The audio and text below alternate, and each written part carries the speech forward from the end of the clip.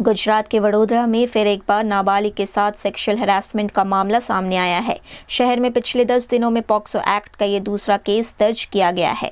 कपुराई police station में POCSO act के अंतर्गत ये गुना दर्ज किया गया, जिसमें सोमातालाब विस्तार में वुड के मकान में रहने वाले 22 वर्षीय सुनील राठवा पर पॉक्सो एक्ट दर्ज हुआ। 22 वर्षीय सुनील राठवा ने 6 वर्षीय नाबालिग बच्ची के साथ अमानवीय बर्ताव को अंजाम दिया। इस मामले की जानकारी तब हुई जब बच्ची ने पूरी घटना की जानकारी अपनी मां के सामने बताई। बच्ची की मां ने कपुराई पुलिस में मामले की शिकायत दर्ज की, जिसके आधार पर पुलिस ने कार्रवाई करते हुए सुनील राठवा को गिरफ्तार किया।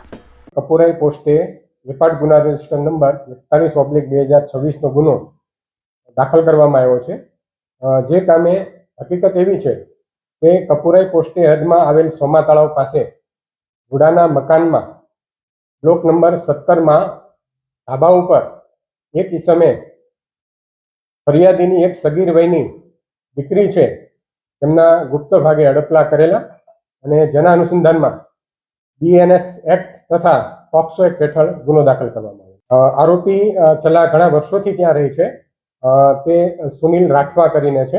આરોપી અંદાજિત 22 વર્ષની ઉંમર છે એની અને કોઈ ખાસ કામ ધંધો કરતો હોય તેવું જણાતું નથી। તપાસ હજુ ચાલુ છે અને એ તપાસ દરમિયાન તેના રિમાન્ડ પણ મેળવવામાં